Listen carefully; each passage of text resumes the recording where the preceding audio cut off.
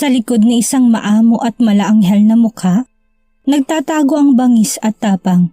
Siya si Alia Marquez Cerveja, nakilala ng lahat bilang si Aya.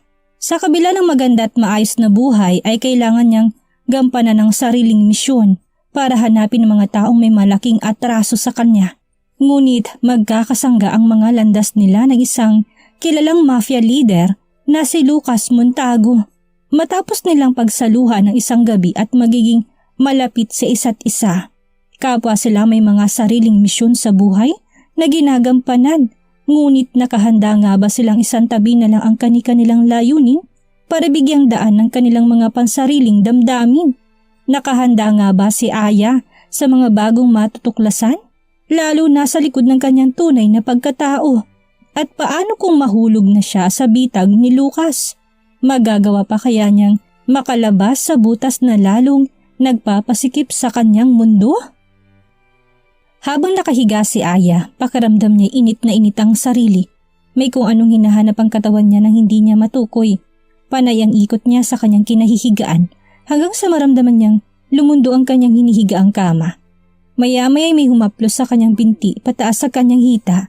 Nakaramdam siya lalo ng pag-iinit nang magsimulang gumapang ang init sa kanyang katawan mula sa palad nitong nakalapat sa kanyang balat.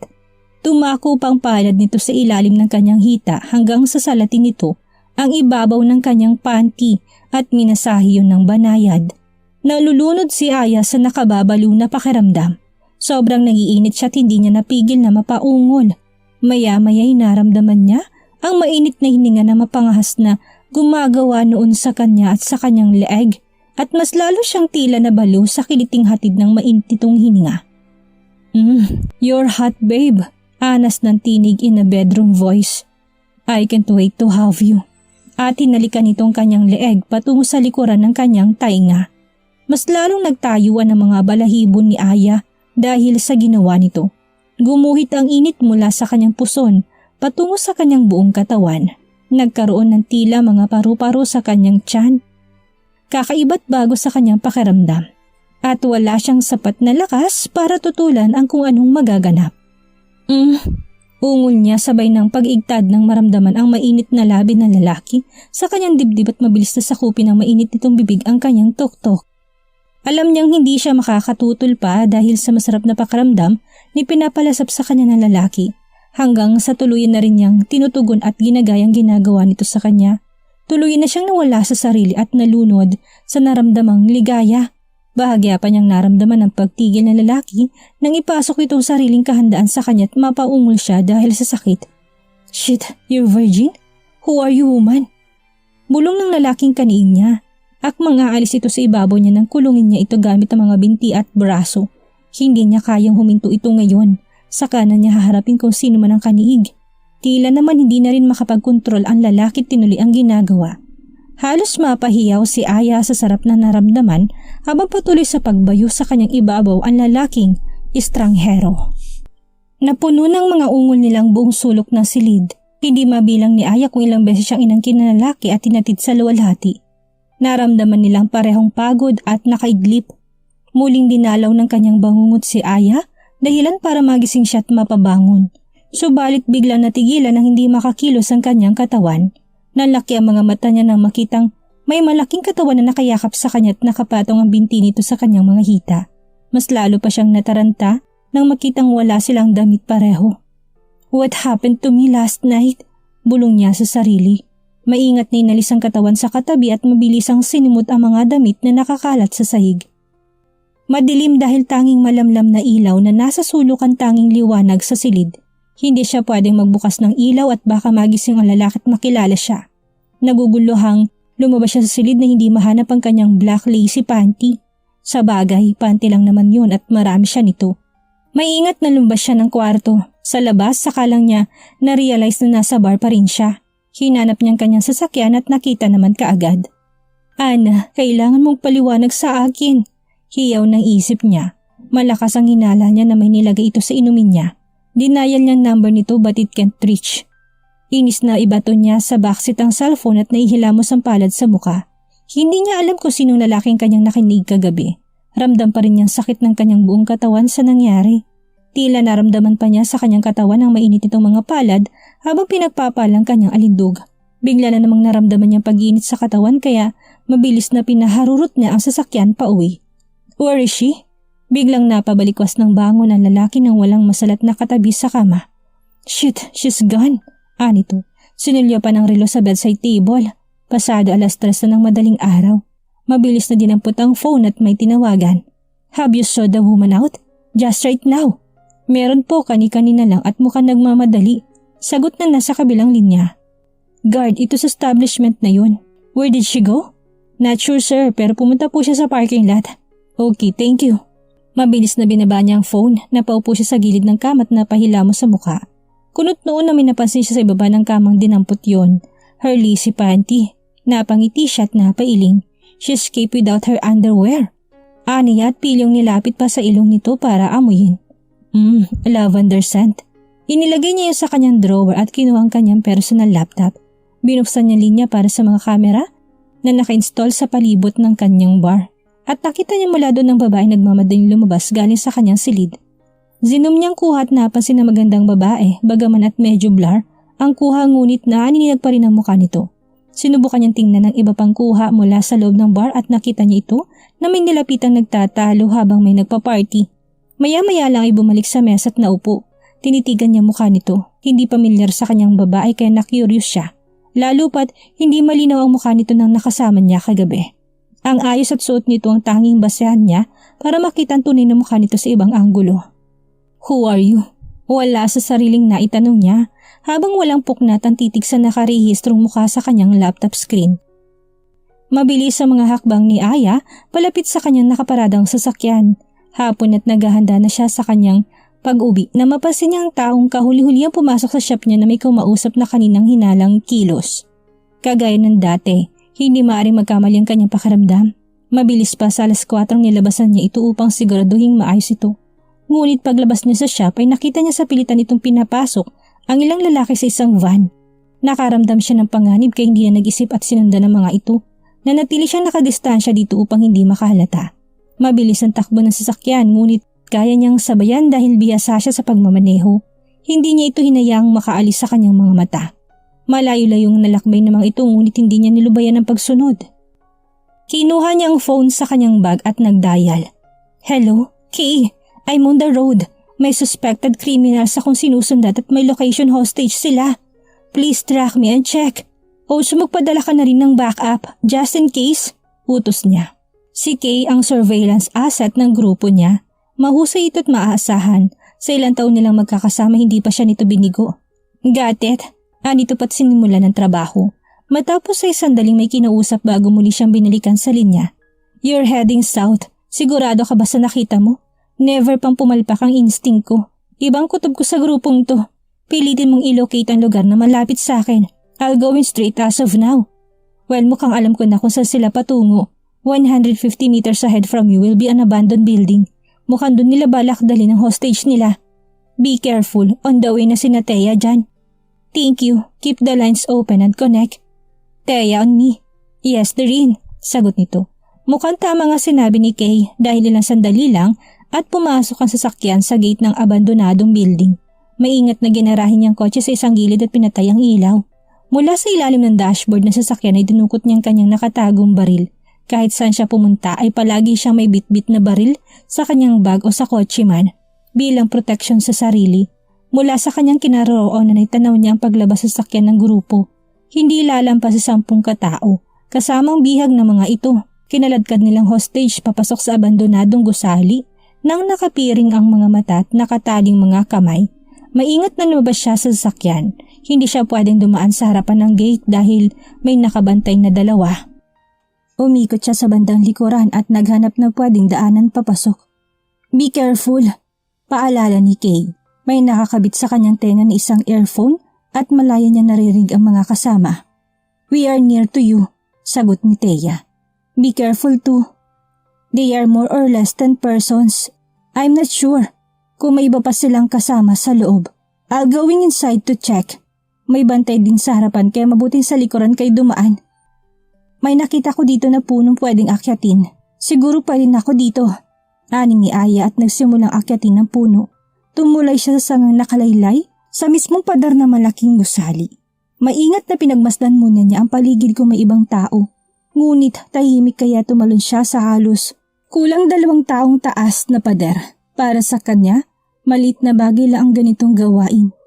Maingat na tinungo niya ang gusali habang pasilip-silip. May napansin siyang 2 na patungo sa kanyang kinaroroonan kaya mabilis siyang kumubli sa mga halaman. Nakita niyang humiwalay ang kasama nito at dumiretso sa kanyang isa. Nalaki ang kanyang mga mata nang mismo sa pwesto niya ito tumayo at binuksan ang zipper ng pantalon. Balak nitong umihi sa lugar kung saan siya mismo nakakubli. Shit you man!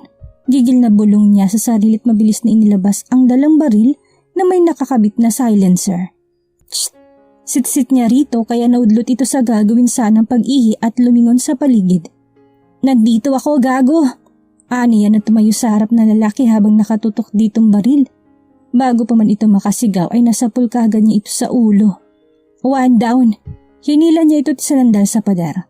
Naramdaman niya na may papalapit kaya mabilis siyang kumubli sa likod ng isang malaking drum. Hoy pare, talaga bang ngayon ka pa natulog?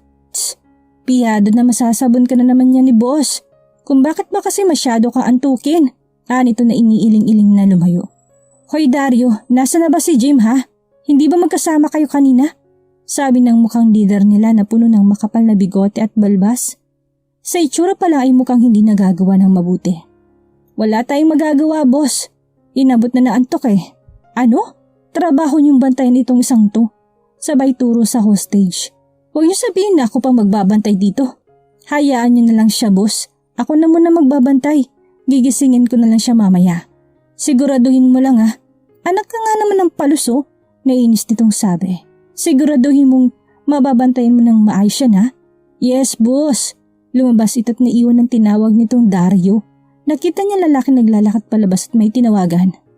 Boss, ariglado na. Hawak na namin ngayon ang target. Anong gusto mong gawin namin sa kanya? Sandali itong nakinigabang patango-tango. Sige boss, makakaasa ka. Bukas hindi nito sisikatan ng araw. At makakabalita ka na lang na lumulutang ng katawan nito sa ilog. Buong kumpiyansang sagot nito at nakangiting lumabas ng tuluyan. Aya, nasa loob ka na ba? Tining ni Thea. Yap, mukhang wala naman sila ibang kasama dito sa loob maliban sa kanila kanina. Mag-iingat ka. Paalala ng nasa kabilang linya. Thank you, kayo rin. Hindi sila basta-basta dahil may mga armas sila. Nakita mo na ba hostage? Kasalukuyang papunta na ako sa kanya. Mukhang manilang naman ito dahil isang nagbabantay. Nasa labas silang lahat. Kahit na, mag-ingat ka pa rin. Parating na kami, okay? Kumubli siya sa pader. Tila nakaramdam ang bantay sa hostage at kagad ito nagsuri sa paligid. Maya-maya ay lumabas ito. Mabilis na nakahanap siya ng pagkakataon para lapitan ng hostage. Napansin niya na laki ang mga mata ng bihag. Tanda na nakita siya nito. Kagad na nilapitan niya ito para kalagan ng tali. Natanggal pa niyang tali nito sa paa at isunod na lang ang nasa kamay nito nang biglang malaki mga mata nito habang nakalingon sa kanyang likuran. Napakagatlabi si Aya bago sandaling pumikit ng mariin. Alam na niya kung bakit. Sinasabi ko na nga ba at may pusang nakapuslit eh. Taas ang kamay kung ayaw mong pasabugin ko ngayon din ang bungo mo. Unti-unti niyang tinaas ang 2 kamay habang dahan-dahang tumatayo. Mas lumapit pa ito sa kanya na nakatutok ang baril sa ulo niya. Naramdaman niyang pagsayad ng dulo ng baril sa kanyang ulo dahilan para muli siyang mapakagatlabi at mapapikit na mariin. Pinakiramdaman niya ang paligid kung may ibang kasama ito. Napansin pa niyang paglunok na lalaking bihag habang nakatingin sa kanila. Akmang sasalitin na nitong kanyang baril na nakasukpit sa kanyang bewang na bigla niyang hablutin ng mga kamay nito nang may hawak sa baril habang nakatalikod at pilipitin yun dahilan para mahulog ang baril. Ah! Ungol nito dahil sa sakit. Akmang sisigaw ito nang bigla siyang pumihit sa likuran nito at ipitin ang leg nito gamit ang kanyang mga braso. Mabilis na sinipa niyang gamit nitong baril palayo sa lugar na hindi nito maaabot. Sinanyasan niya ang bihag na magtago. Kaagad na masumunod at tumakbo sa kubling lugar kahit nakatali pang mga kamay. Matapos ay kaagad niyang pinilipit ang laig na hawak ng lalaki. Ngunit bago pa man niya tuluyang maibagsak sa sahigang katawan ng lalaking hawak ay may biglang dumating na kasama nito at sumigaw saka nagpaputok ng baril. May nakapasok! Hindi na nito natapos ang sinasabi. Matapos na mabilis niyang mahugot mula sa likuran niya ang kanyang baril at napaputakan ng lalaki.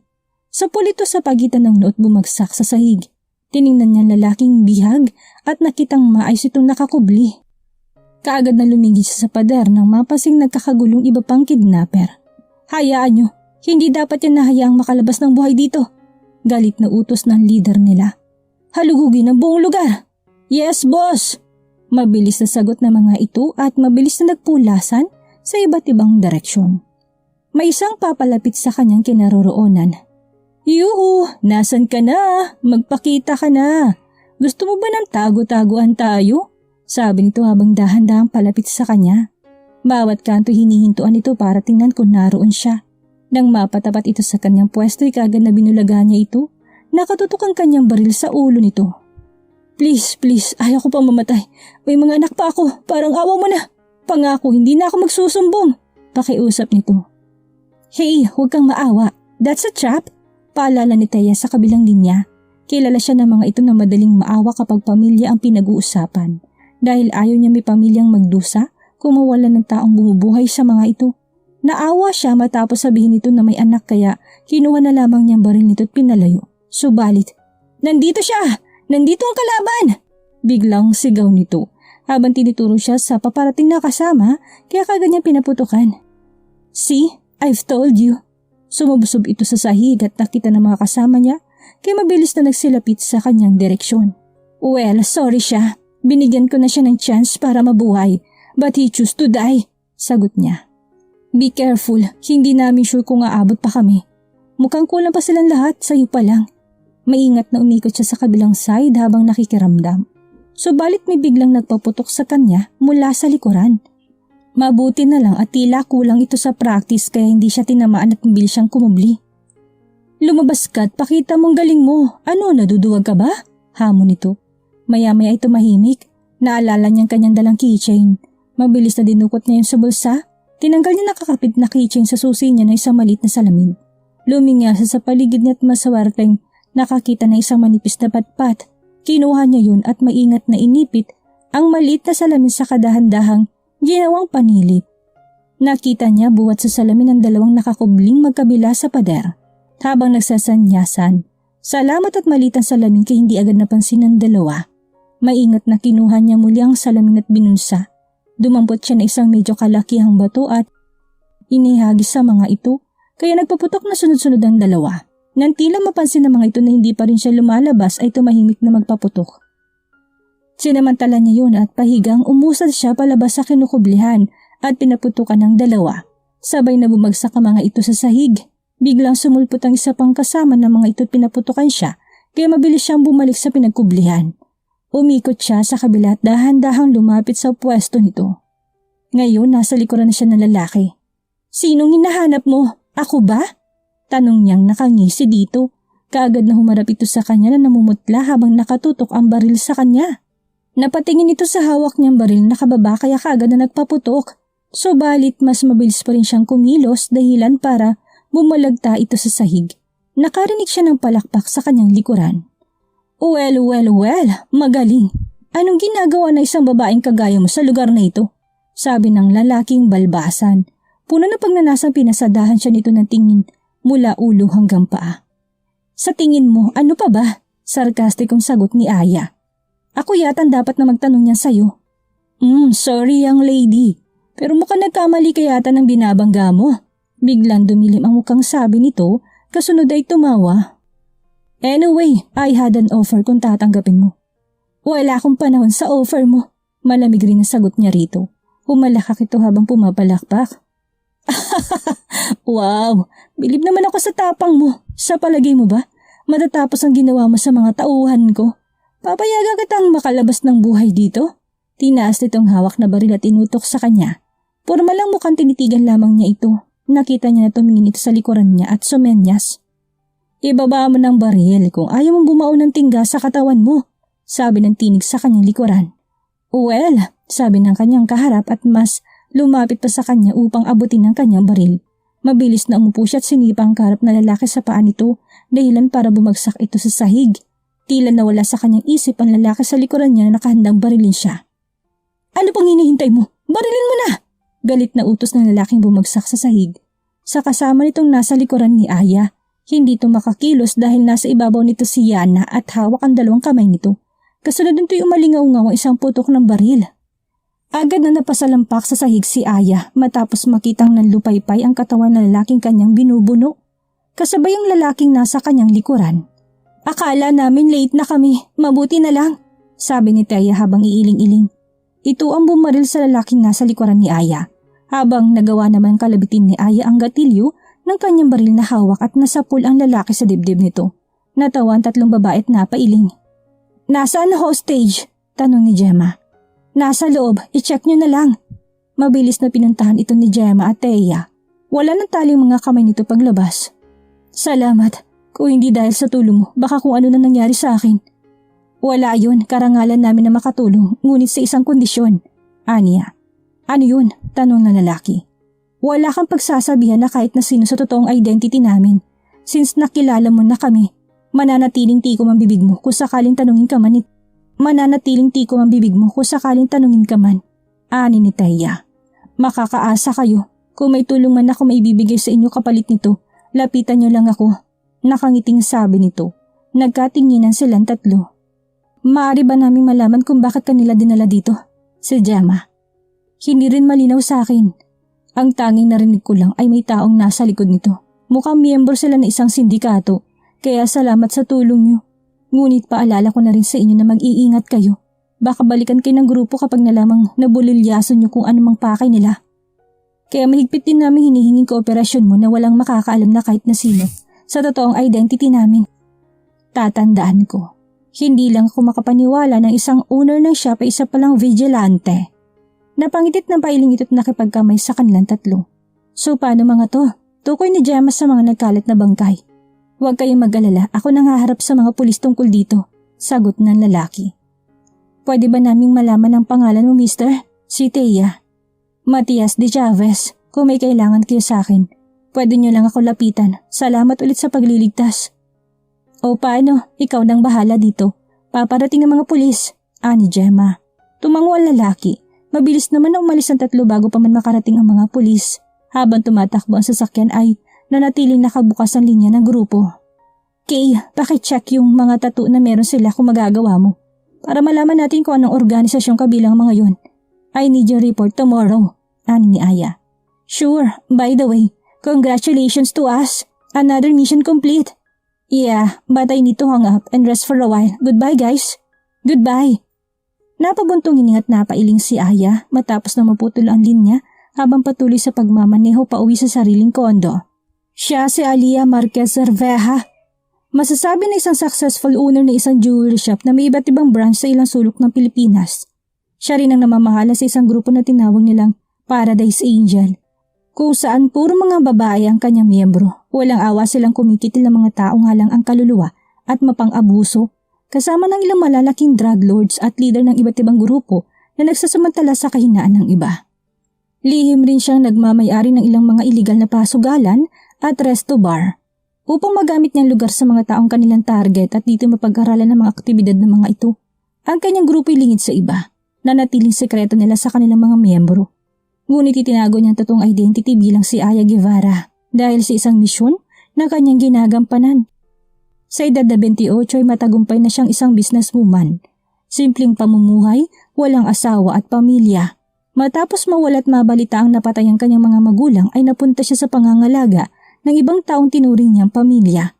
Nagsimula siyang tumulong na hindi nalalaman ng iba ang kanyang ginagawa. Malambot ang kanyang puso sa mga taong nakikita niyang api at tinatapak-tapakan. Flashback. Kadarating niya galing sa pakikipaglaro sa kanyang mga kaibigan isang hapon nang makita niya isang grupo na pilit sinasamang kanyang mga magulang. Mabilis na tumakbo siya palapit sa mga ito, subalit hindi na niya naabutan. Mami! Daddy! Malakas na sigaw niya habang nasa gitna ng kalsada at pagod na pagod sa ginawang paghabol sa van na kulay puti.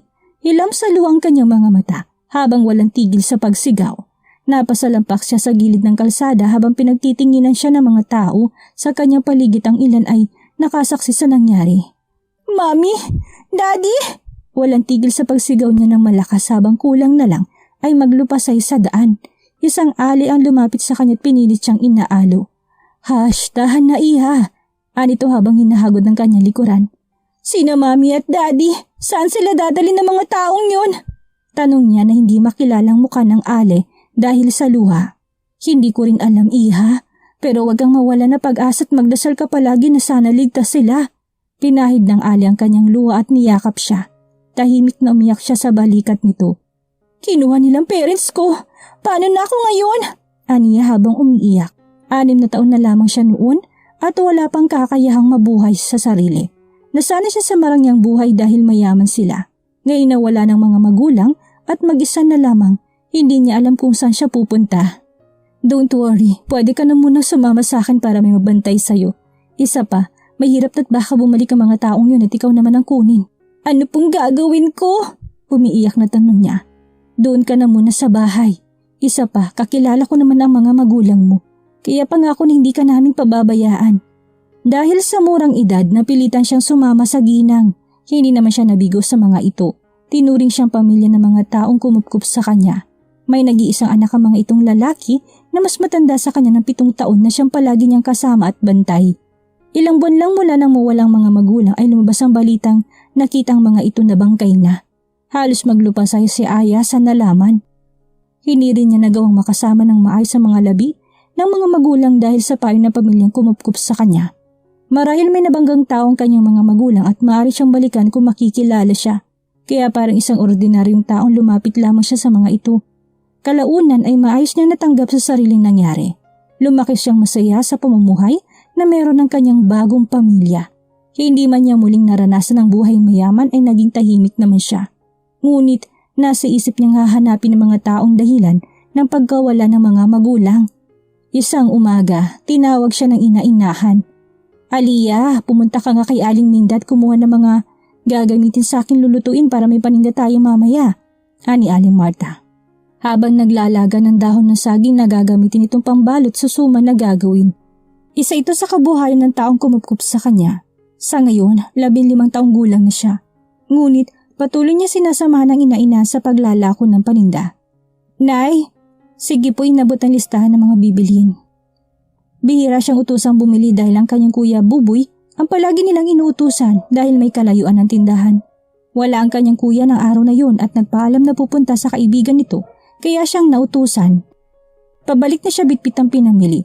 Hindi niya maintindihan ang sarili kung bakit siya kinakabahan. Panay ang lingon niya sa likuran upang tingnan kung may sumusunod sa kanya. Baryo ang kanilang lugar at medyo may kalayuan ng bawat distansya ng bahay. Wala siyang ibang makitang tao maliban sa sarili at iba ay mga kakilala niya. Nang umingiti pa sa kanya't bumabati kapag nasasalubong niya. Binilisan niyang paglalakad, sandaling natigilan siya ng ilang metro na ang layo niya sa bahay ay may natanaw siyang sasakyan. Kumulat ang kanyang noo dahil wala naman siyang alam na bisita nila. Itutuloy na sana niyang paglalakad pa uwi nang bigla naman siyang magulat na nakarinig ng putok ng baril. Nanginig ang buong katawan niya at nataranta na hindi malaman kung anong gagawin. Nakita niya sa kanyang tabi ang makapal at matas na mga damo kaya doon siya sumuksok sa ilalim. Hindi niya mapigil ang panginginig ng katawan. Pigil na maiyak na tinakpan niya sariling bibig upang walang makarinig sa kanya. Ibinaba niya sa isang suksok ang kanyang dalang plastik at tahimik na yumuko. Nakarinig siya ng boses ng papalapit na tao. Sigurado ba kayong nahalugog niyo na lahat ng paligid? Baka tinatago lang nila sa kung saan. Bahagya niyang inangat ang mukha at malaya niya kita ang mukha na nagsasalita. Balbasan ito at malaki ang katawan. Sa itsura pa lang yung mukhang hindi na mapagkakatiwalaan. Hindi niya alam ngunit pinilit niyang kinabisa sa sariling mukha nito. Muntik pa siyang napasigaw na tumapat sa kanyang isa sa may hawak na may baril na nakatutok pa sa kanya. Marin siyang napapikit habang takip ang sariling bibig at nagdasal. Nang makapag-isip ay muli niyang minulat ang mata at napasin niya ang pulsuhan nito na may tattoo na kulay pula tugis pentagon. Hindi niya makita ang mukha nito dahil sa makapal na dahon na tumatakip sa kanya. Boss, wala talaga. Baka nakatunog sila at naitago kagad ang bata. Kahit na sinasabi ng batang lalaki, wala din, sabi na lumapit. Nanlaki ang kanyang mga mata. Sinong bata? Tanong niya sa sarili at muling pinanlamigan. Hindi kaya ako't si kuyang hinahanap nila? Pero bakit? Hinintay niya na makaalis ang mga ito. Hindi na siya kumibos sa kanyang pinagtataguan kahit ngalay na siya. Ilang sandali ba't nakita niyang paalis ng mga ito. Hindi tayo maaaring magtagal dito. Baka may makakita at makakilala sa atin. Tara na, utos ng boss. Wala na mga ramadong lalaki ngunit hindi pa rin natitinag sa kanyang pinagtataguan si Aya. Natakot siya na baka may naiwang nagmamanman at makita siya. Hindi rin humihintong panginginig ng kanyang katawan. Hindi niya alam kung gaano siya katagal sa pinagtataguan na makaramdam siya muli ng taong paparating. Pinilit niya sinilip kung sinitot na laki mga mata niya nang masino ito. Sinitsitan niya ito't na tumapat sa kanya kaya napahinto ito't tuminga. Shh! Natunang pansin ito sa pinagtataguan niya. Nagulat na hinawin itong damo. Aliyah, anong ginagawa mo dyan? Bakit narito ka? Nasa sila nanay? Sunod-sunod na tanong nito na nagtataka. Inalalayan siya nito palabas sa masukal na damo. Nanginginig na napayakap siya rito't umiyak. Bakit? May nangyari ba? Tumango siya at nakita niya itong nabahala. Mabilis na inakay siya nito palapit sa kanilang bahay. Katanghalian na noon at wala rin ibang taong maaaring maligaw sa kanilang walang sadya. Nanlaki ang mga mata nila sa inabutan sa bahay. Nakahandusin na magkayakap ang mga magulang nila habang parehong may tama ng baril at naliligo sa sariling dugo. Sa dibdib ang inainahan habang sa ulo naman ang ama-amahang si Damian. Walang tigil sa pag-iyak ang nagawa ng dalawang bata. Nang mahimasmasan ay humukay ang kanyang kuya Buboy na lupa sa likuran ng kanilang bahay habang siya nanatiling tulala sa tabi. Doon nila inilibing ang kanilang mga magulang. Magtatakip silim na nang matapos sila. Kuya, paano na tayo? Umiyak na tanong niya. Kanina pa siya umiyak pero parang hindi maubos-ubos ang luha sa mga mata niya. Huwag kang mag-alala, gagawa ako ng paraan para makapagsimula tayo muli. Hindi kita pababayaan, kagaya na pangako ko kina Itay. Poprotektahan kita palagi. Niyakap siya nito't inalo. Tahan na. Nagdesisyon ng kanyang kuyang lisanin nila ang lugar. Kaya kahit gabi na ay naganda sila para umalis. Saan tayo pupunta, kuya? Sa Maynila. Doon tayo magsisimula. Pero wala tayong perang pamasahe. Don't worry, may konti pa naman akong naipon dito. Kahit paano may magagamit tayo ng ilang araw hanggang sa makahanap ako na trabaho doon. Pangako hindi kita pababayaan. Hanggat nasa tabi si kuya, asahan mong walang mangyayari sa'yo. Pumunta sila sa istasyon ng bus at sumakay papuntang Maynila. Ay, umagi na, masasagasaan! Malakas na sigaw na nakapagpabalik kay Aya mula sa pagbabalik tanaw sa nakaraan. Sakala siya tila natauhan na nasa gitna pa siya ng kalsada. May luha rin sa kanyang mga mata. Nalaki ang mga mata niya na makitang patawid na mag-ina sa harapan at tinutumbok ng kanyang sasakyan. Nasa gitna siya ng abalang kalye kung saan nagsalimbayan ng mga tao at sasakyan. Masasagasaan niya ang mag-ina. Mabilis na kinabig niyang manibela at buong sagad na tinapakan ng brake ng kanyang kotse. Malakas at nagngangalit na sangitsit ng mga gulong ang bumulabog sa lahat. Napasubsob siya sa manibela ng sasakyan niya bago naramdaman ang pagbundol nito sa kung anong bagay. Sino kayang lalaking naka one night stand ni Aya? Sinong naglagay ng gamot sa inumin niya dahilan para makagawa siya ng bagay na hindi niya inaasahan? Yan ang ating aalamin sa susunod nating kabanata.